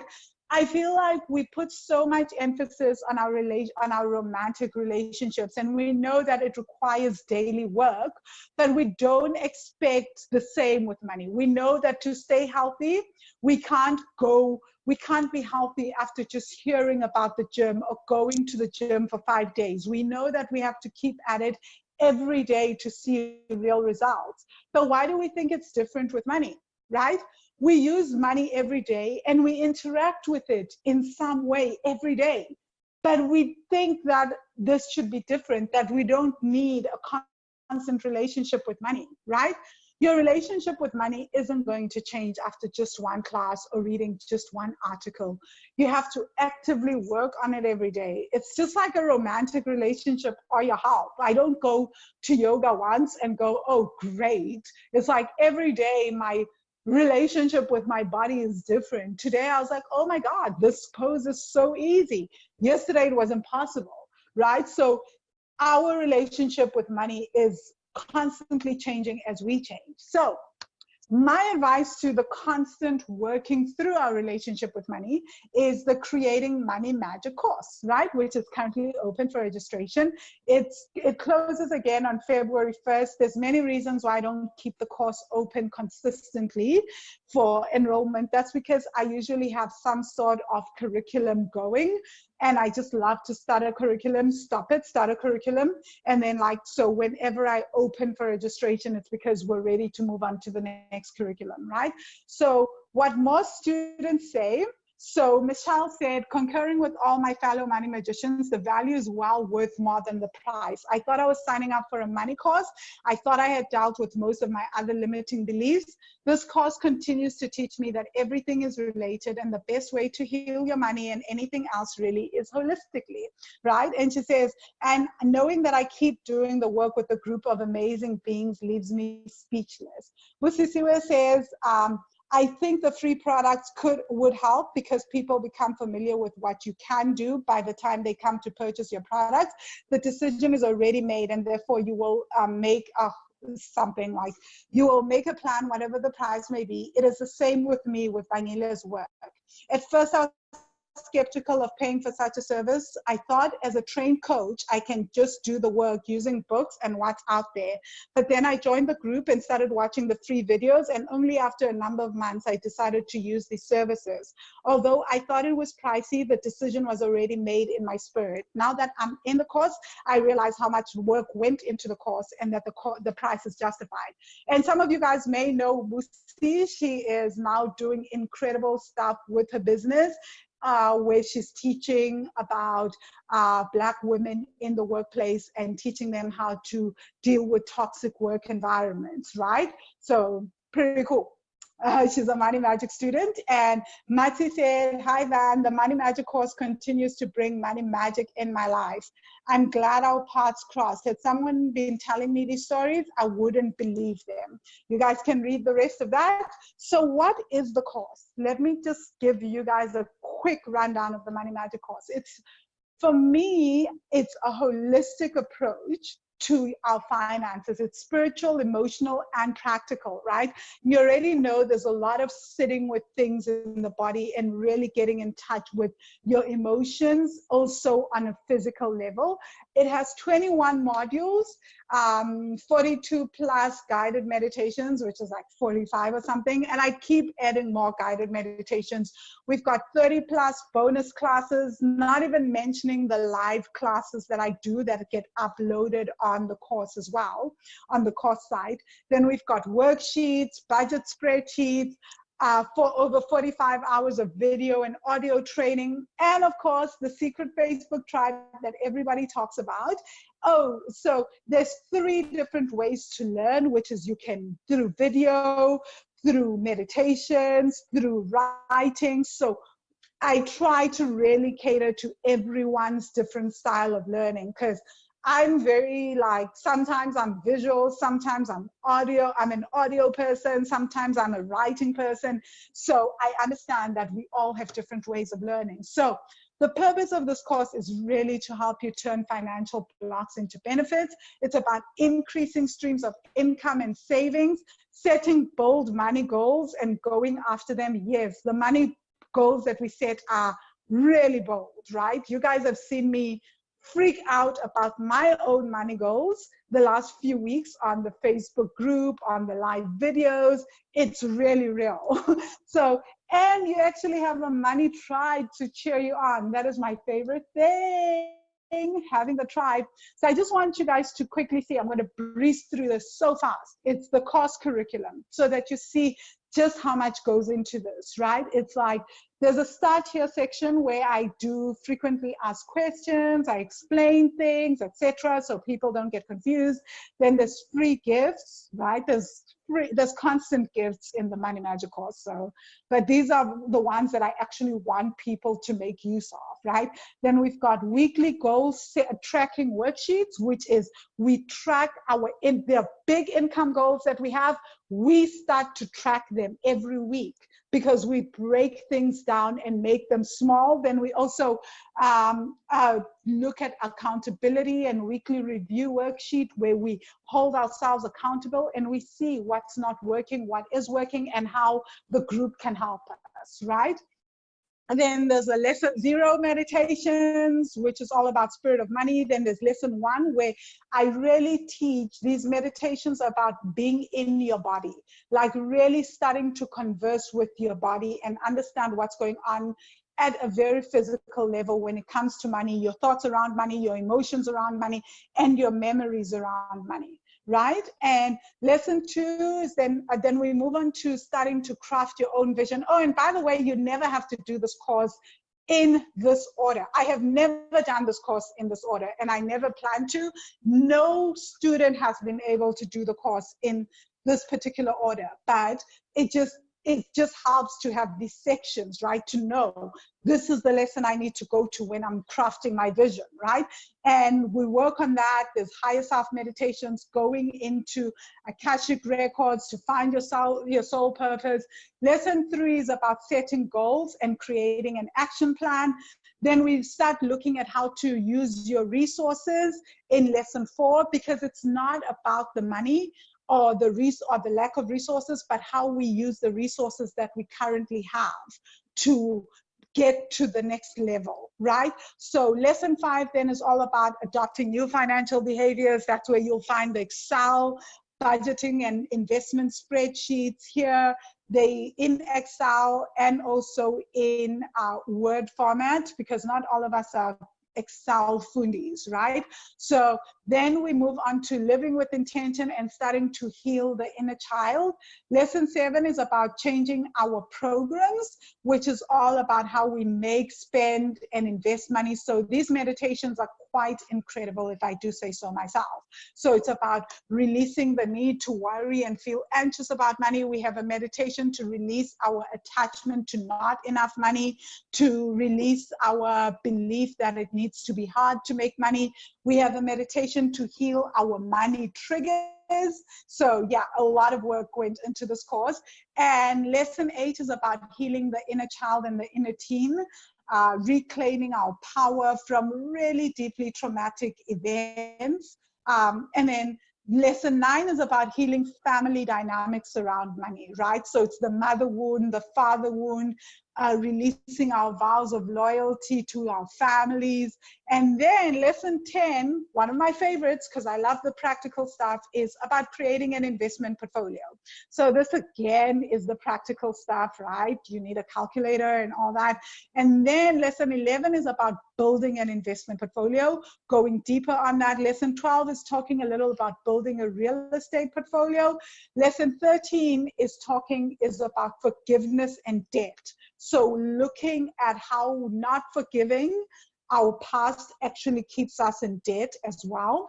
And then lesson 14 is about feeling safe, right? This feeling of not being safe to make money and to get rid of debt, to pay back debt, is huge. So we do a lot of work around that.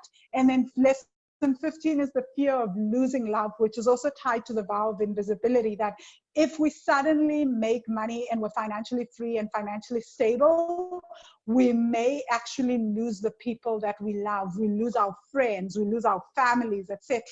And some of us have seen that, you know, how suddenly becoming a breadwinner in the family doesn't lead to love, but to resentment. So we choose not to make more money because we don't want to be in the breadwinner status, right? So lesson 16 is about resisting money and financial freedom. So there's like a whole lot of things around that. Not going to touch on it here. Lesson 17 is about healing the God wound. I coined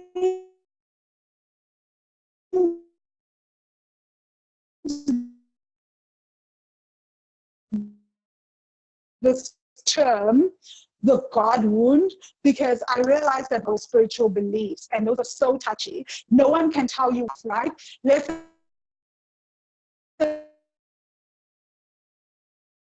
18 is so, well, lesson 19, good enough and the need to be visible, to be invisible. Lesson 20, again, releasing more vows, right? I've gone on about vows.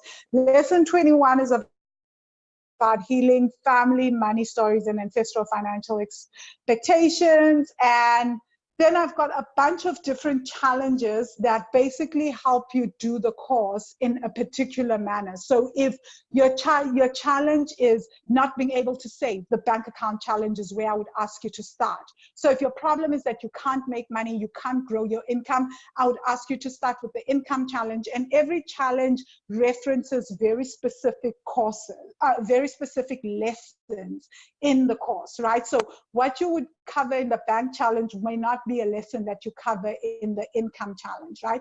Then there's the debt challenge and the living with intention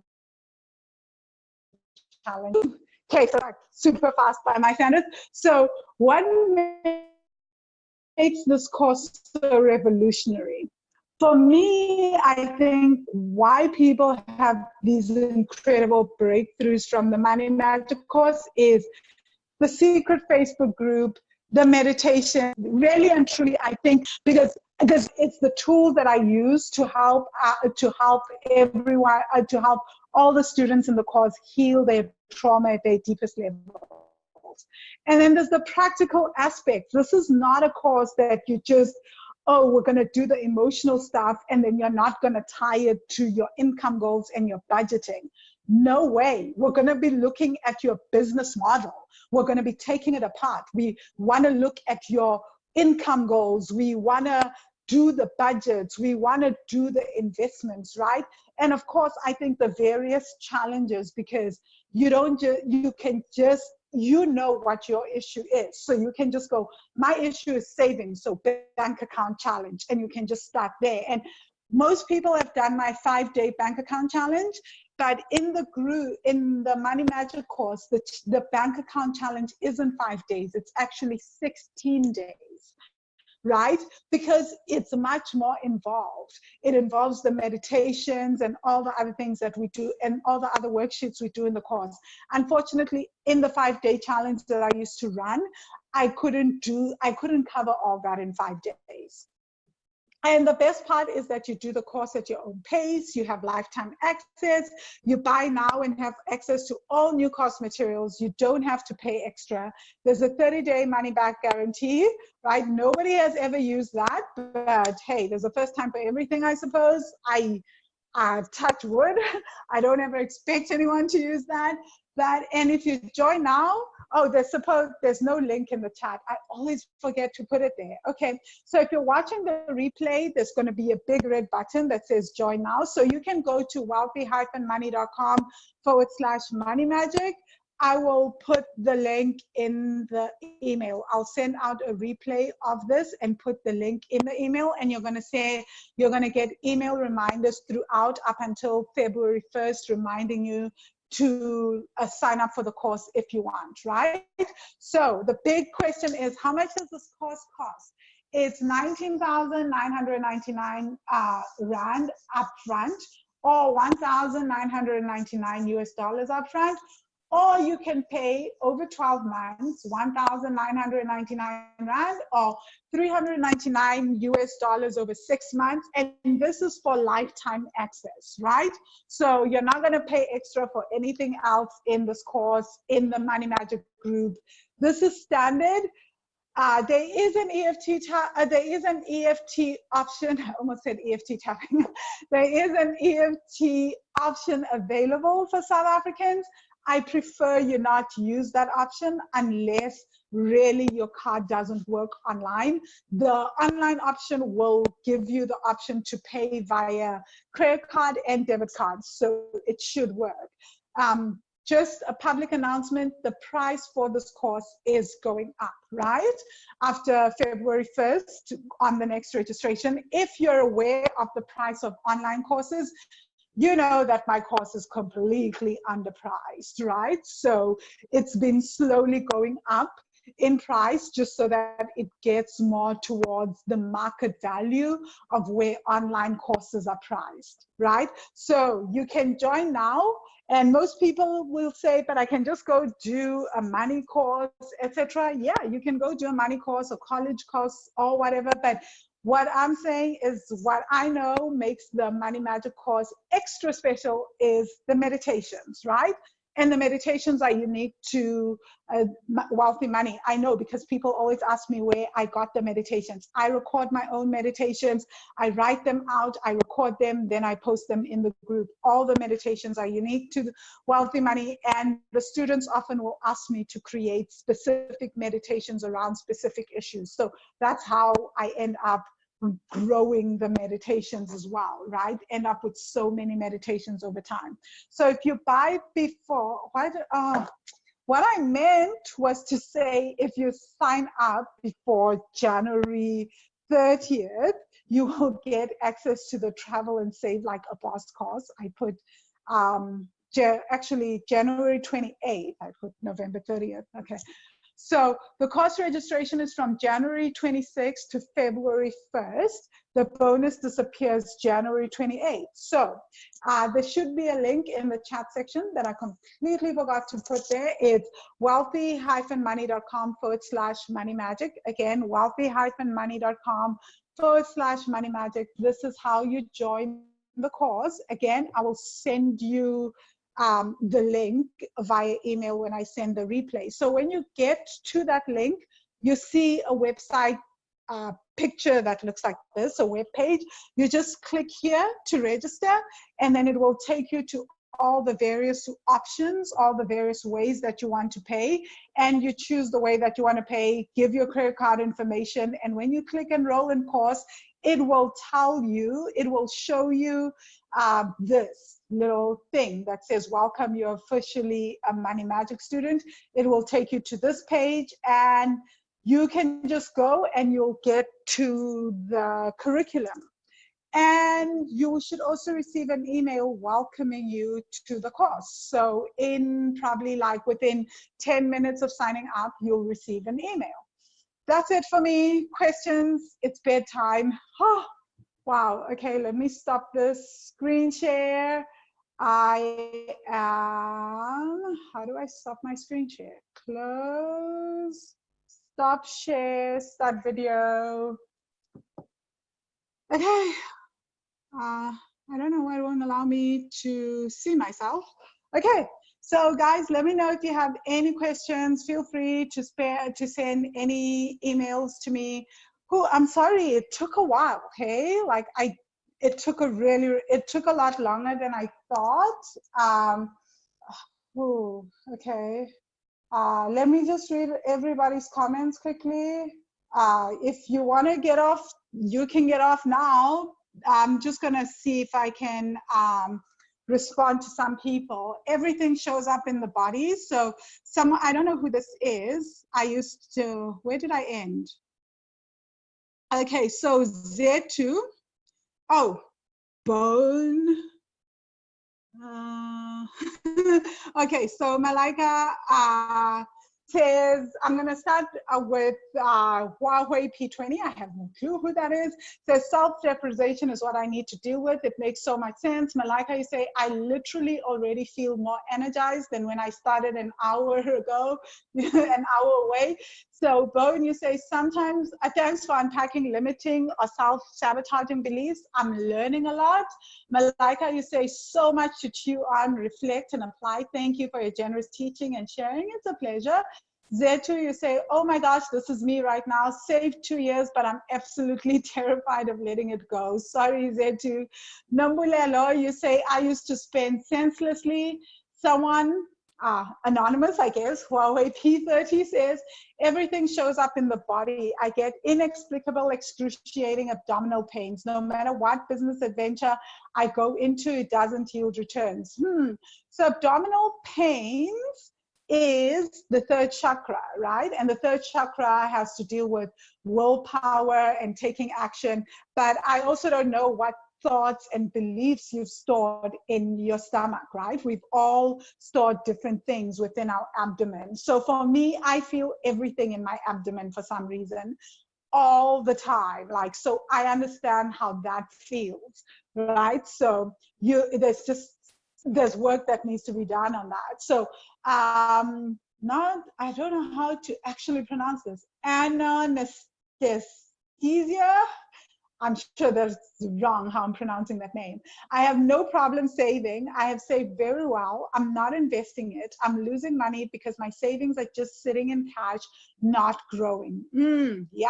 The fear of losing money, the fear of spending money can be just as hectic and in terms of opportunity cost as like spending money senselessly. It's a very real thing. So Nombulelo, you said, I used to spend unnecessarily when I get huge sums of money until I hit rock bottom. Yeah, let's not reach rock bottom to change ourselves. Hatima, you say the money blocks in my life are interesting. Like I lost money in the stock market. I have money to invest, but blocks show up, etc. I must fix it. Yeah, yeah. There's nothing else to say to that. You've identified your issue, right? So, Lesiva, you say, I hope I'll remember when I'm triggered during quoting. Right now, I only remember after I messed up and I have a very good business, but it just breaks even, doesn't cross nor flourish. It is frustrating. Okay, so Lesiva, I think I've explained a lot of what's going on, right? So, this is so important to understand that often it's not even within our control because we haven't healed that part of us, our inner child, our inner teen that is scared to quote properly or to use money properly. So we get hijacked by our inner child, our inner teen that is still very much in the trauma. And that's why even though you have the best of intentions, it can feel like literally an outer body experience. So Silelo, you say, wow, I have the education, have read books, but I just couldn't get myself to build wealth. I was operating from a place of fear and would shy away from dreaming big. My problem was never the education or technicalities around saving or investing, but limiting beliefs that need to be dealt with. It all makes sense now. Thank you again, Vangile. Thank you. It's a pleasure. Hatima, you say, my vows were that everything I earn is for charity, so anything that benefits me is blocked, but I always seem to have money to give away. Oh my gosh, Hatima, you are me in like literally about me in 2011 and 2012. You are me. Oh my gosh, that was me. I had all those 20 debts and all that, and I was giving away money. Right? And one more person says, how can a person earning 5,000 afford the course? Okay, I will, please send me a message and send me an email and let's talk. I'll have to figure out how to make that work for you. I'm sure we can find a plan, right? So even if it means that starting off with the bank account challenge or me telling you the different articles to start reading, etc., on the blog and work with. So Zugi say, thanks, Vangile, for the invaluable information. Pleasure, Zugi. So Kanya, I say, thank you for this unconventional education. African ancestors are clearly waking us up.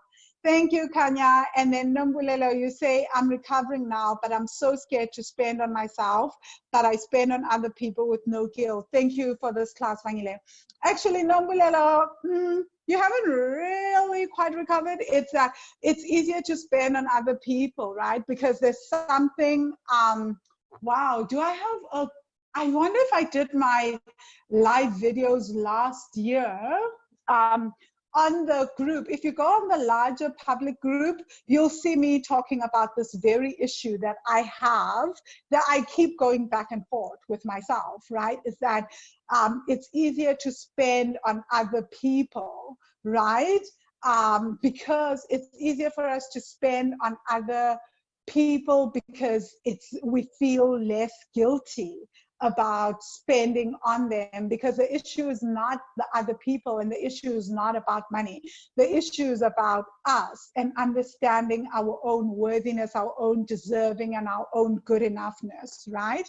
So thank you guys. I'm gonna call it a day. I can't believe so many people stayed to the very end. I am so grateful. I keep going up and down. Like, I don't know how this is actually going to show up in the recording, but because I keep changing, tilting my camera angle, craziness. But yeah, thank you so much for showing up today. It is a Sunday. I know you guys have work to do, and so many people stay to the very end. I don't take this lightly. I love doing this work, and I'm just excited that you guys are also seeing the benefits. Some of you have done the bank account challenge, you've done some of my work, you've read everything, you've read a lot of the things that I put out there. And so thank you again. Such a pleasure teaching. It's always lovely to teach to so many incredible human beings. Namaste, night. I'm gonna call it an evening. It's like 11:30 p.m. my time in Sri Lanka. So you guys will get everything, the replay from me tomorrow morning, because I need some beauty sleep. Cheerio.